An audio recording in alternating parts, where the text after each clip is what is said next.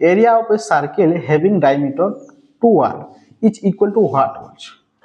गोटे सर्किल अच्छे गोटे सर्किल गोटे वृत्त अच्छे वृत्तर कण डायमीटर देछे डायमीटर के देछे 2r देछे केते 2r तो तार क्षेत्रफल कहा सहित समान हेबा बोली कहूछ तार एरिया हला पहला देखो हमके d दिछे केते d हमके d दिछे 2r तो r इक्वल टू हम बहरे पारमा कि r बोले कणा d/2 हेसी हम फार्मूला d बोले केते 2r छै बाय 2 के 2 कटि गला तो r हला r इक्वल टू केते बाहरला r तार व्यासार्ध जन तो तार फार्मूला काना हेसी हम जते बेले एरिया बाहर करसु वृत्तर एरिया पाई r स्क्वायर हेसी तो पाई के पाई r तो r रेखा अछि ना r स्क्वायर रेखा जेबा तो तार अर्थ पाई r स्क्वायर राइट हेसी बा हमर राइट आंसर हला तो पाई r स्क्वायर जेबा हमर राइट आंसर बुझला यदि जगह हम कहि दिबा हमके